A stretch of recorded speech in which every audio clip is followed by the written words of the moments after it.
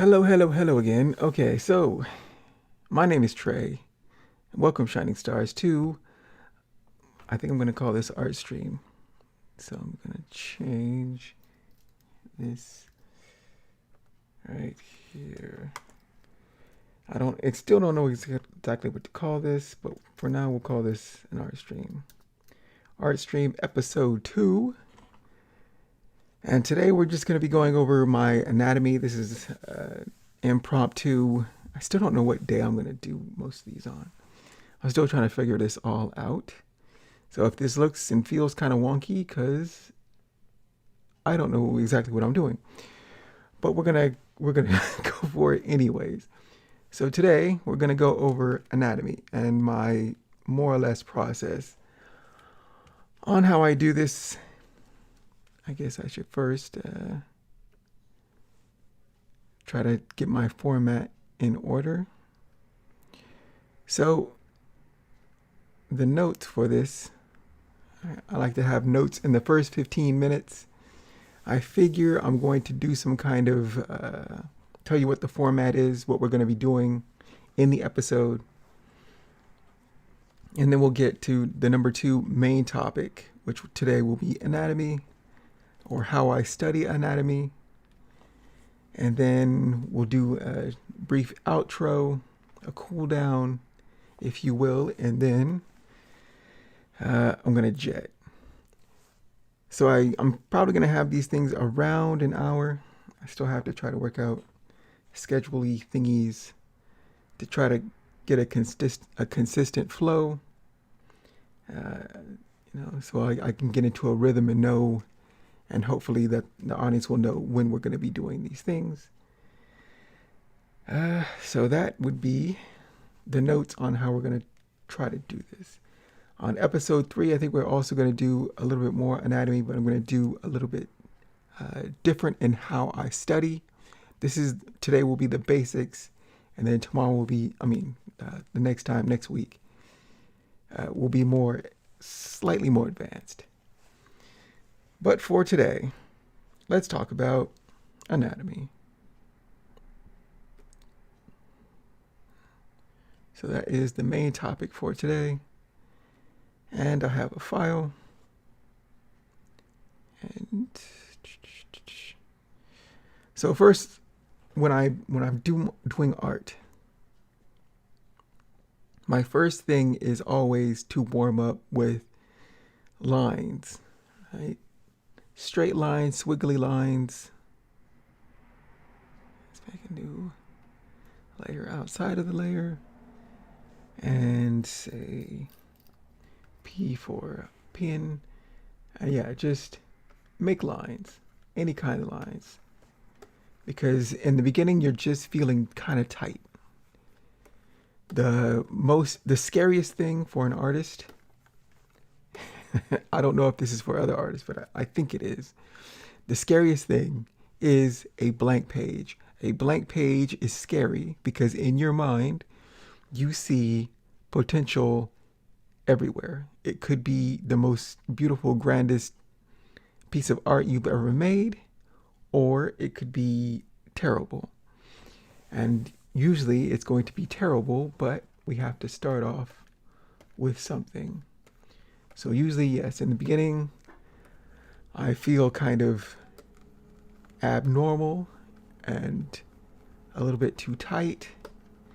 And you're thinking, okay, I can make something that's the most beautiful thing I've ever seen. It's like, yeah, you could, but you probably won't. It's just how it goes.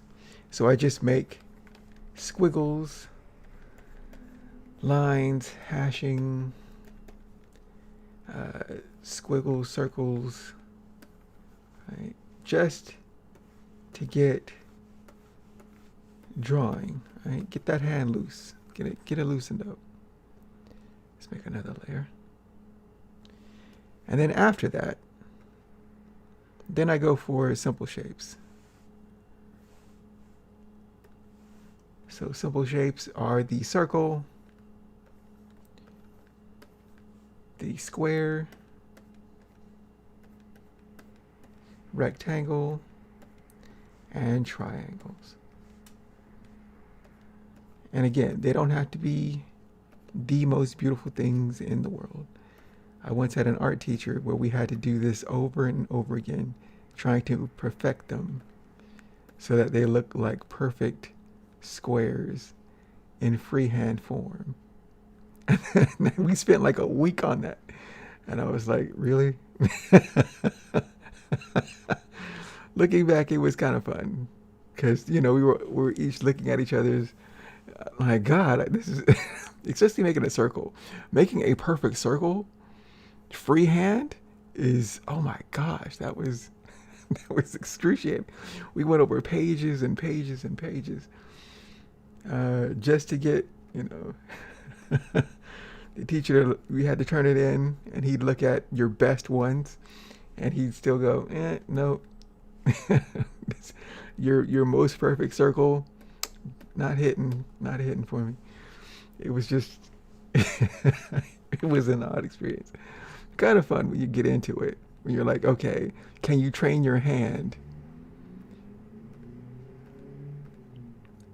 And I think still to this day, when I'm working with just a pencil and actual paper, it's just a totally different feel than working on right now I have a tablet. And a tablet's nice, but still it doesn't have quite that feel.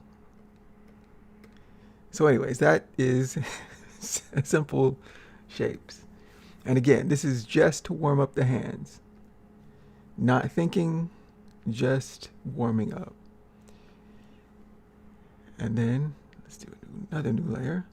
We go for what simple shapes can build into, and that is complex shapes.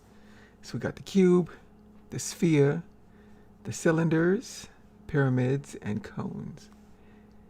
And again, you're just warming up, because everything in real life can be built off of these. And so practice is practice. And again, I don't spend too much on time on this stuff, right? For me, 10 minutes is enough, mostly because I've done this enough that I know what I'm capable of.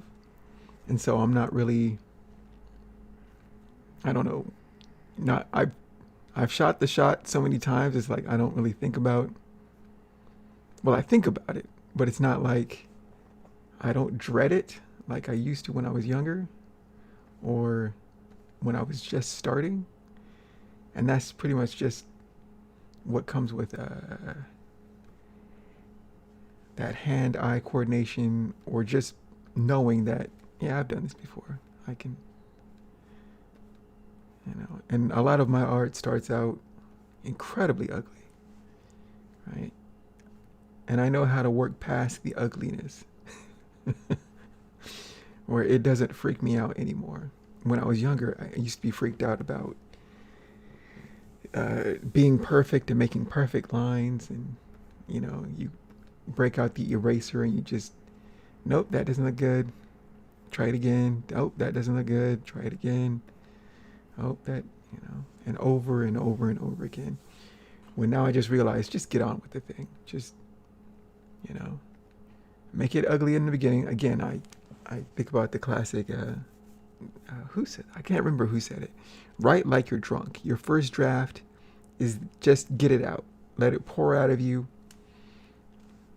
I also feel that way as an artist, where just let it out. It doesn't have to look good.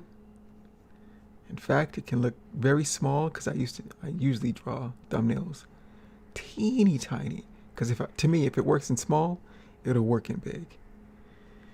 So however you like, teeny tiny, horrible, ugly little drawings, right? And that's fine. This ArtStream space is going to be a safe space. And that's another thing I wanted to say, that this is going to be, if you have pencil and paper, or if you're on a computer and you're listening to me ramble about art, and you're also an artist or want to get into art, or it's just a way to work out things or learn something new, and you have your sketchbook, break open the sketchbook and You know, get to drawing whatever you like. You don't have to draw what I'm drawing. You can work on your own projects. Just whatever makes you happy. Do it. I think we need more people just doing stuff. I'm about to go on another ramble. I've also thought about there are certain types of artists in this world, and I've seen the rise of how would I put it? Artists who are great illustrator artists, but don't do the thing, right? Usually there's a thing that you want to do. There's either an animation you want to make, a comic book that you want to make. If you're a writer, there's a book you want to write. And even for mainstream popular artists where tutorials are great, right? But what do you want to do with what you're learning? For myself, I want to make 10 books. I want to have them fully illustrated, written, and then released. Like real artistship. And that's what I try to live by. And so I work towards shipping. The sketches, it's like that's great, that's nice. But my main goal to, make art, make books, release those books.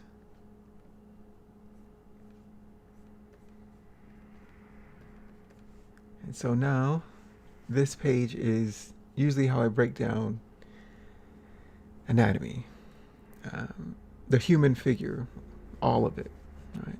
I usually start no better than, well, you can start. I know where things go, and usually I just jump in and see where that goes. But usually a stick figure with some main, like the skull, the cranium as a circle, the rib cage as an egg shape, the hips as a modified box or rectangle, circles for joints, the limbs can be sticks, and then you just build off of that. And this is great for the beginning. Right, you build off of that into cylinders with all the other stuff, and then you can continue on fleshing that out. But usually this is the rough stuff that I do currently. It doesn't have to look, again, all of my things usually have a process to it. And that process for me is usually a 3-pass structure where I do a very rough, loose thing, and then I refine it with rounds of refinement. And that's usually what works for me. Now, I've seen people who just draw things and they're really close to like that final pass. And I think that's cool, but that's not usually how I tend to work. And there's also something to be said about the frequency of drawing something. Like I know when I'm just warming up, things will be stiffer and not as up to snuff as I would like. But then usually by the end, I'm loose and warmed up and all of that. But yeah, this is usually my thoughts of how to build up. Simple, slightly more complex, and then we get to like a rough, loose thing. Rough mannequin-like thing that we can build off of. And let's talk about the skull.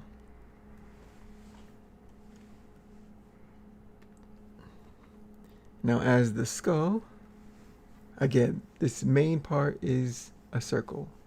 The cranium, the housing part of the brain, is what we think about most when we think about the skull. And the jaw, the mandible, is attached to this skull proper with muscles, and it helps you know talk, eat, and all of that. And usually we see a lot of characters mostly from the front or a 3/4 turn,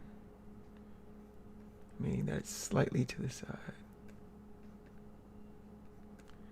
Mandible. Right.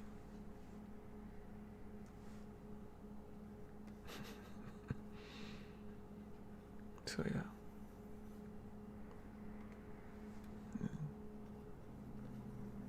And these are what you mostly see. These are like the most popular. Would be that 3/4. Varying 3/4, but usually a 3/4 nonetheless. You see a lot in front view, but front view can be straight on, can be sort of boring from an artistic standpoint. Like people don't, unless you're talking straight to them, they usually have themselves turned maybe slightly, either left or right. It all depends.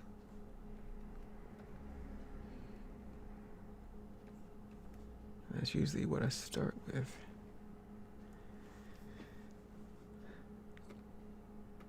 And now we have some examples of what I do after. Wait, do I have? Yes, I do.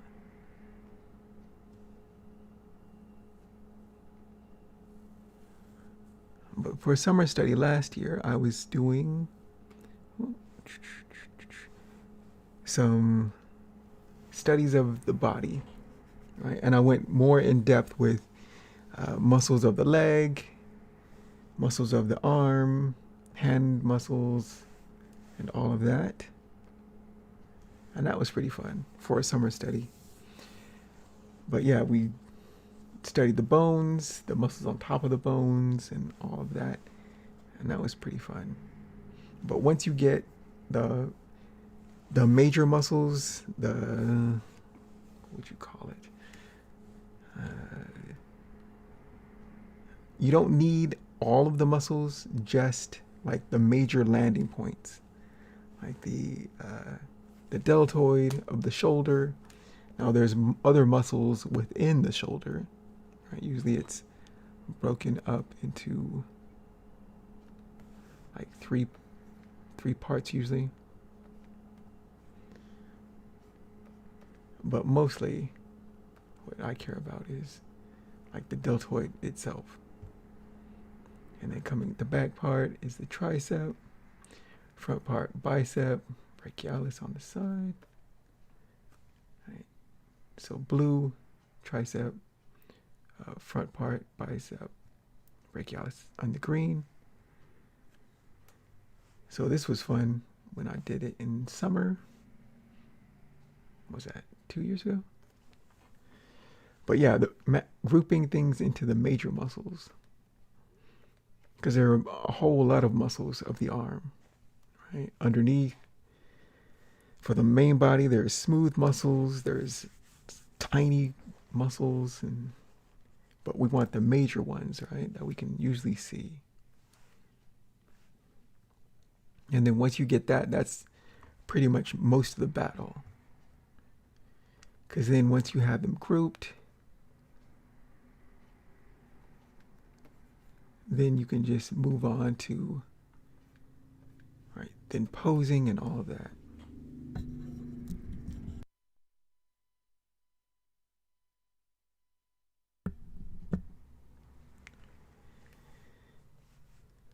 But that's usually what studying muscles, I usually go for the ones that are easily seen and that can be grouped. So that when you are drawing, say, a gesture, so let's say this tiny little guy's 3/4, and I just saw that that Street Fighter commercial, the first trailer. I wasn't even interested at first. I was like, ugh, live action Street Fighter. I don't know about that one. I still don't know about it, but I'm like, you know what? From this trailer, it looks goofy enough that maybe, right? I don't know. But yeah, just making little gestures of uh, characters, and you can pose them and you can move them, and you don't need all the muscles. You just need enough of an understanding that you can move it how you wish. Again, I'm not the anatomy king, but I know enough to get my point across. And you don't need much, which is, right, they usually, what is it, Pareto's law? 20% can get you that 80% that a viewer can look at and go, oh, I know what that is. Oh, okay. All right, you don't need all the muscles. You just need a certain amount.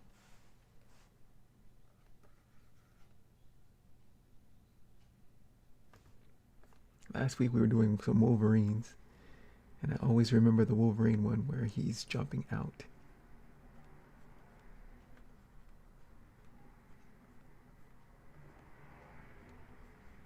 All right, so again, it doesn't have to be perfect. Or at least for me, I'm not like, right, once all I need is my idea to get down, and then I can either do it again and better, even though sometimes it can be again and worse, but right, for me it's just starting somewhere.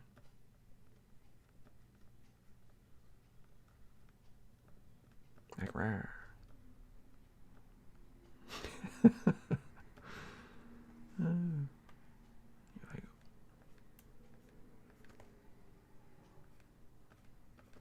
All right, look at that.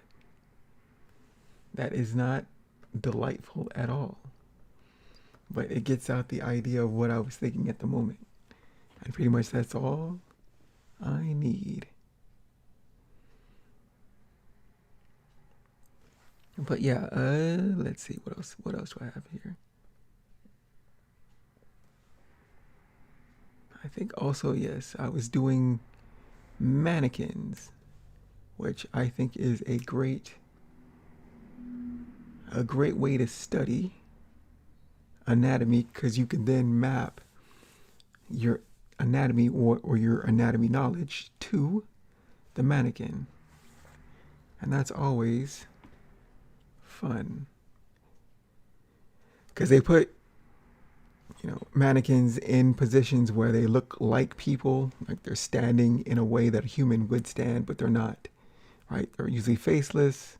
They're not super dynamic, but you can see some indications of figures underneath. And so I like to draw on top of that, no matter how brief or how simplified, just to get the ideas out. And then sometimes on more layers, I put on the muscles.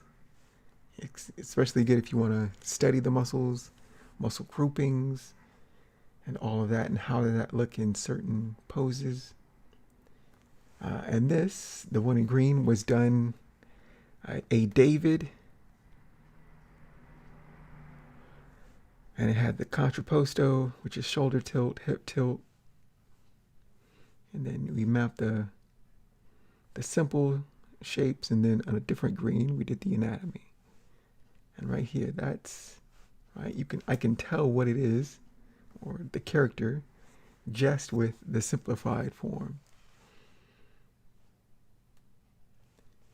And that is anatomy.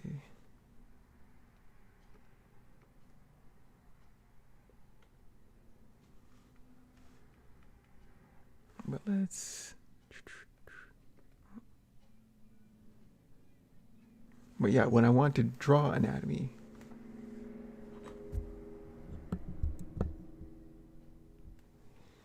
you look at these studies I've done of the bones, I did the drawings, different colors on top of that.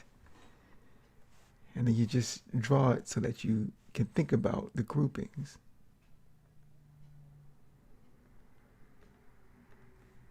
Let's make a new layer. And so this is the rectus femoris. Right, the gracilis that comes across. Wait, no, the sartorius, right? The gracilis. There are bundles and bundles.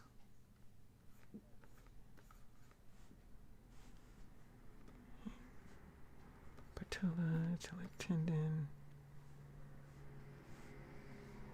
But once you've seen it and you looked at it and you're like, okay, I get the idea of where things are, right?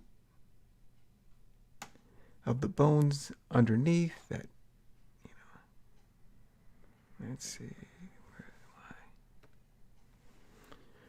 All right, so the bones, clavicle, scapula on the back, the humerus,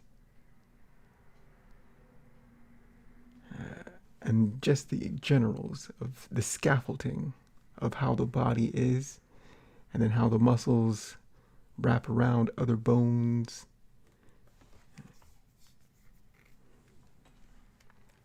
And after a while, you just get that flow, right? You've seen it enough times, you know approximately where they are, even if sometimes you can't name them, but you know what you see, right? And it's like you've seen it enough times that, oh, okay, I know where that is.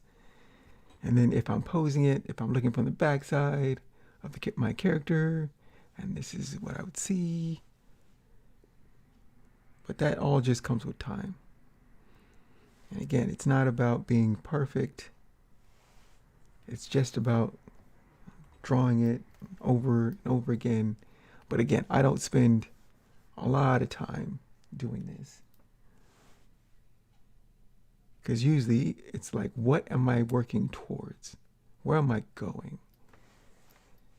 Anatomy is great, but usually getting the work, like if you're working in animation, like what are this will help you a tremendous deal. But then so will simple shapes and lines, shapes, simple complex shapes, and how do these work together to make something move and make that look like something's living? Right? So you're thinking about what is most of the job, and how can you apply this to what as a stepping stone for what you really want. So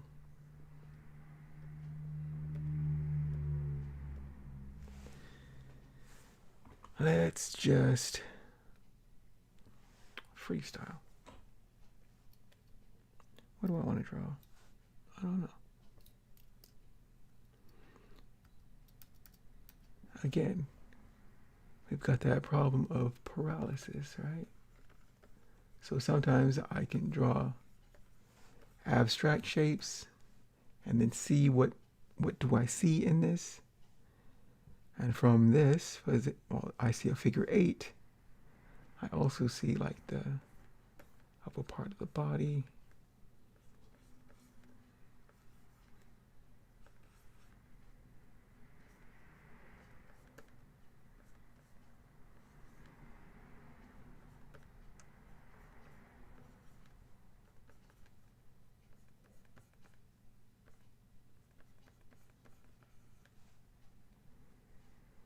And this is the hips.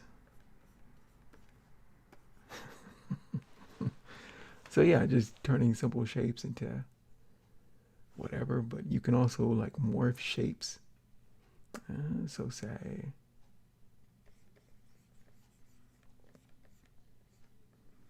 this morphing into a circle, which morphs into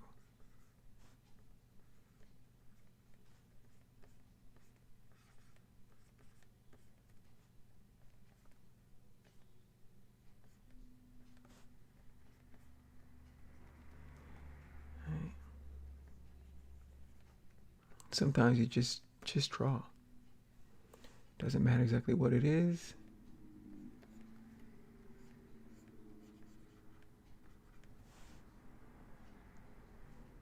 Maybe there's a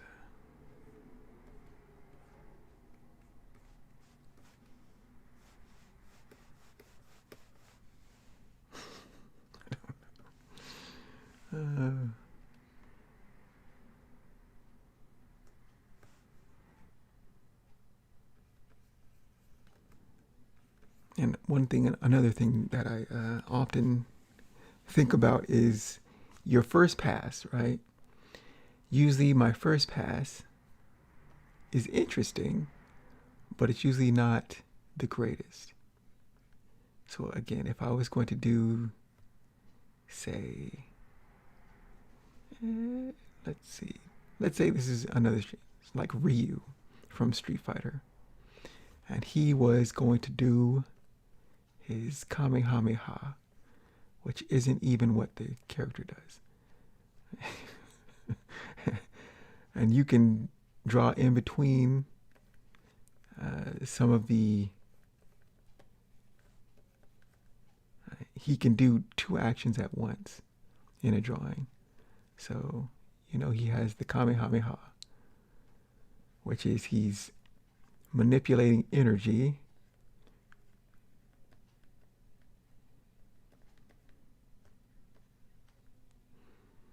And then he can unleash that energy.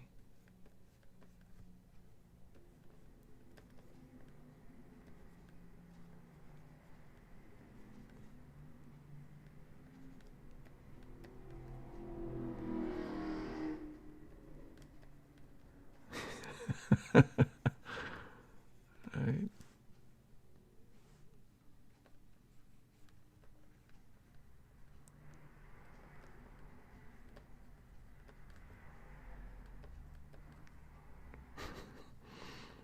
So I do this often where it's an in between two different actions.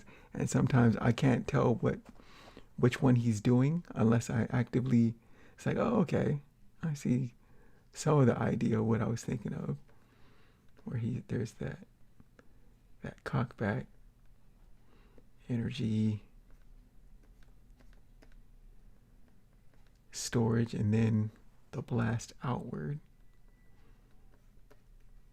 But at this stage, we're just messing around, right? And then once you have the idea, like how would we do this in a different way? So say, what if he had like this circular turn?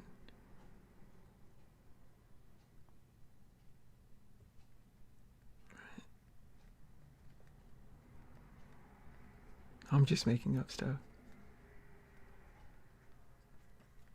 Right? If you were making a Street Fighter character, how would he also manipulate energy? So let's say that he has this circular thing instead of this cock back and then blast. Right? Maybe he swirls it around.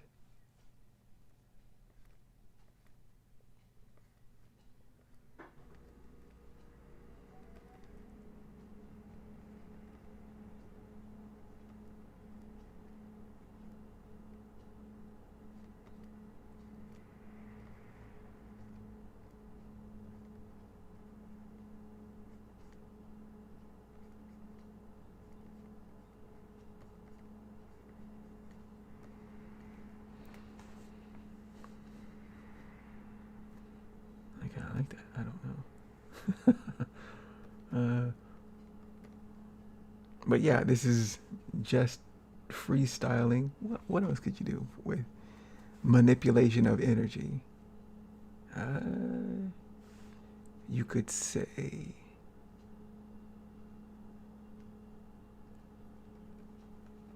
a friend of mine used to read a lot of uh, Chinese comics, and there was this guy. Well, there were a lot of martial arts comics that he used to read, and I was more into the American superhero comics, but he got me into I don't even know what the titles were, but there's a lot of martial arts stuff that they have also put into their, like, from Legends, put into their comics. And there was this guy, I always remember, and he had like a bell defense. It was like an iron bell. And whenever it's like he kind of made this stance. It's been a while. But I just remember, I like that. He was like hardening his energy or something. I really don't know. But I always thought that was kind of cool. Right.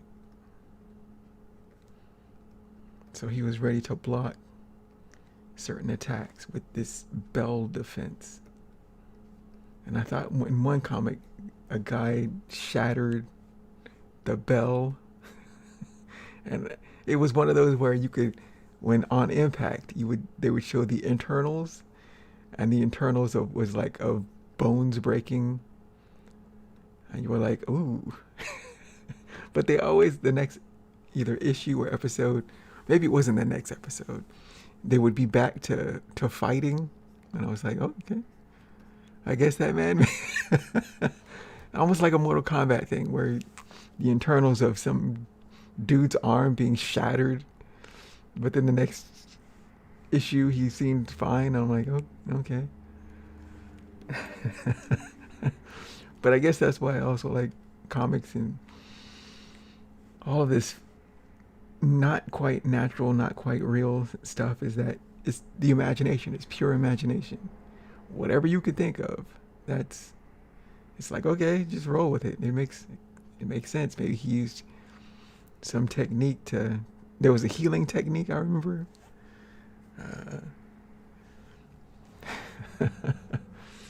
But yeah, what else can we think of? I'm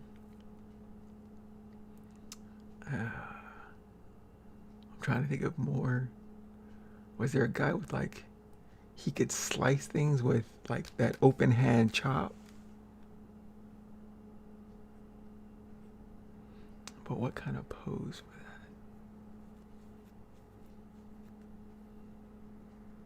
that? How about,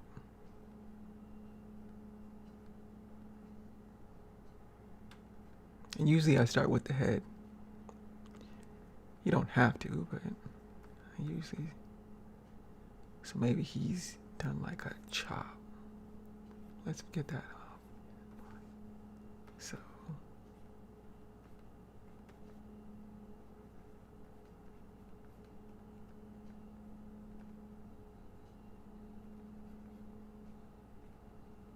right.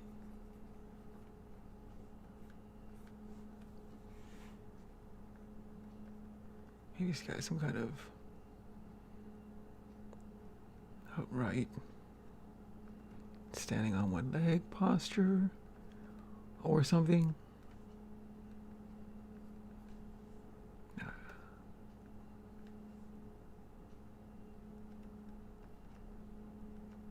I think the dude was a villain, but I can't quite remember.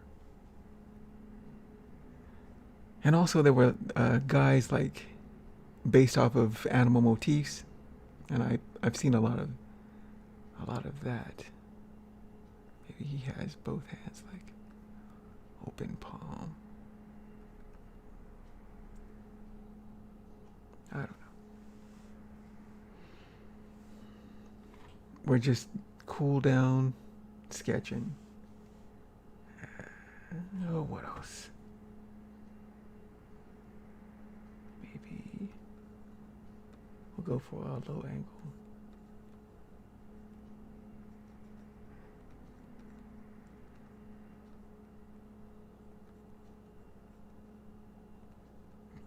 Although I'm now thinking of Spider-Man all of a sudden. Probably because of the pose. Let's say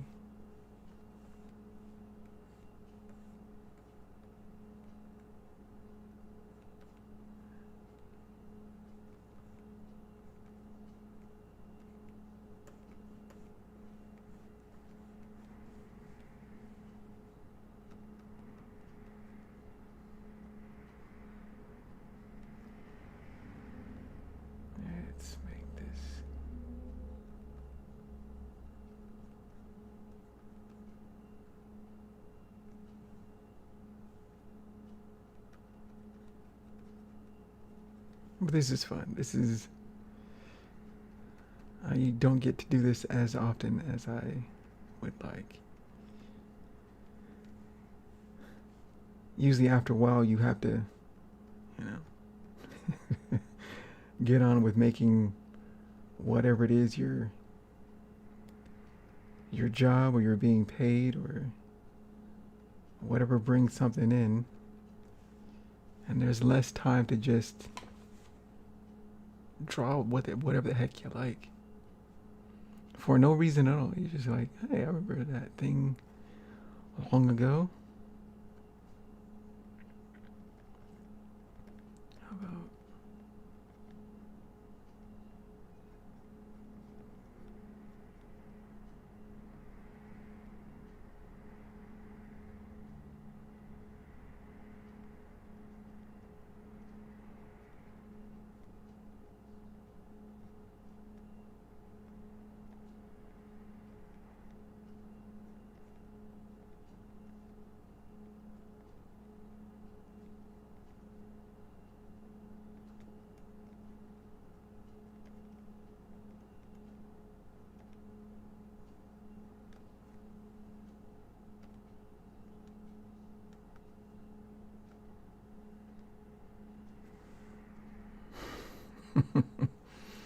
hmm, let's see.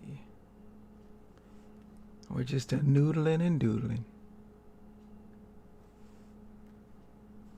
And I think sometimes we'll have something to do, and sometimes just noodling and doodling is fine. What else?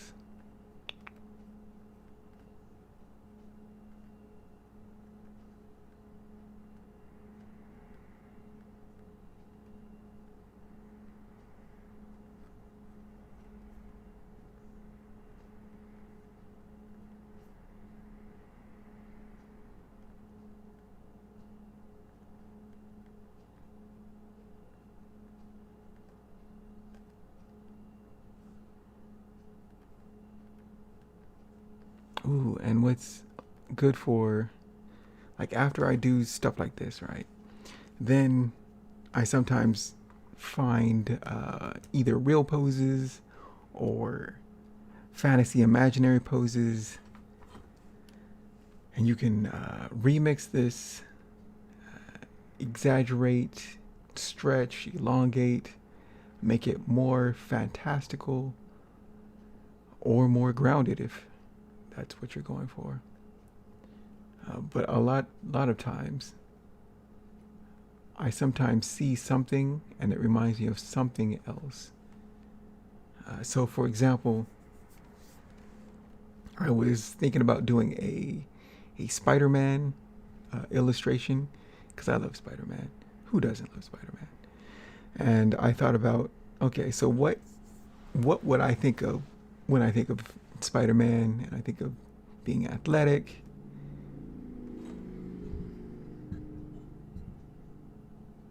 And I think of Spider-Man as being like uh, almost like a gymnast, but one of those street parkour like gymnasts, right? That he's not professionally trained. His body just, he's, arachnid like. And his body can contort in ways and do stuff that isn't quite normal, but then he's, Spider-Man. But then I thought of how would I demonstrate that there's a difference between Peter Parker Spider-Man, Miles Morales Spider-Man, and Ghost Spider, Spider-Gwen, Spider-Woman, whatever you want to call her. And I like that in animation, right? In, what was it? The Spider-Verse films, they made a distinction between Spider-Gwen, like the ballet shoes. I thought that was genius, because that gave her, right, some sort of different way of being. And so I thought, okay, if she's a ballerina, right, then why not look at ballerina poses and stuff like that for, like, how would she move? So, and this is me doing it off the cuff, right? You know, that where their bodies are, again, they're highly trained.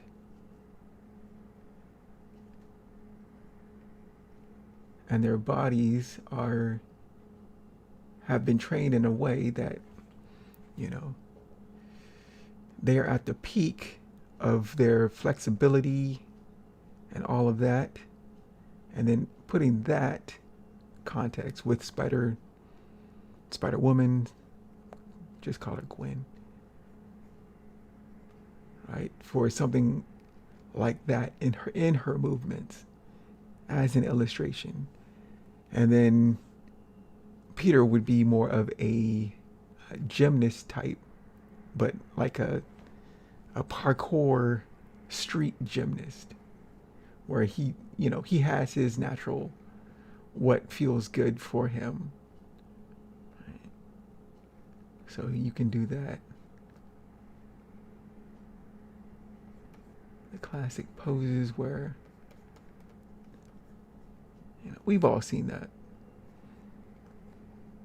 The arms back, maybe one arm's going forward, you know, spider web coming out. Maybe I would flip that to make it more clear.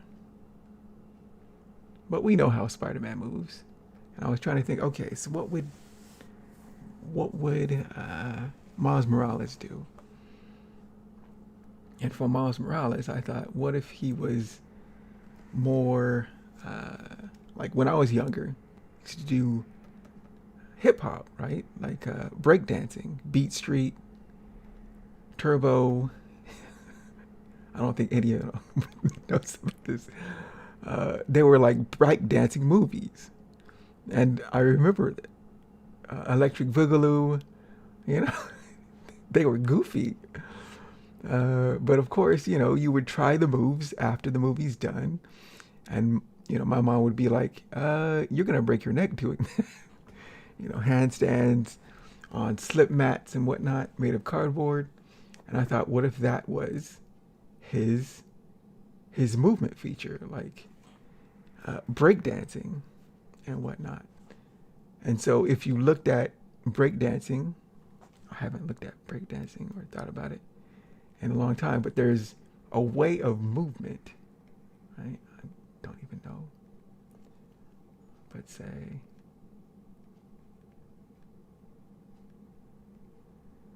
that he's, you know, leaping off of like a chimney or something.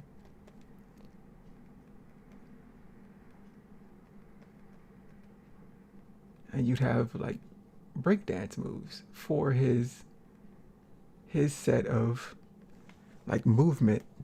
So then you'd have 3 different Spider-Men, 3 different ways of being, and how real life can inform a fake character, a fictionary character, in their movement, and also for differentiation between the same idea of spider people into a figure and their dynamic movements. And I don't know if any of that made sense, but that was just like how I think about a character and how do you build off of that with real life stuff after you've, you know, just drawing a character. But yeah, and I think we're gonna pretty much call it. So that today's I wouldn't say lesson. Whatever I this is now the outro. Was there anything else I wanted to go over? So this was episode 2 of the Art Stream. I think I'm still trying to figure out what day I could probably do this more consistently on. And again, we'll probably do it for an hour. I'd probably have a topic broken down into intro, main topic, outro. If that deviates, I'll have some kind of words about that in the beginning. and I try to get a consistent time in place. But again, I'm still pretty new at this, and I'm trying to get a better idea of how this all works, or how I can make this work for myself and all of that. So thank you for joining me. I have been Trey Hodges. You can find my work at treyhodges.com. Take care and keep shining. Power to all the creators, and I will see you, if not the next live stream, which will be again anatomy part 2, just a slightly more advanced of how I think about anatomy and anatomy study, or a normal video, which I need to get back to those. But anyways, thank you for joining me, and I will see you next time. Take care.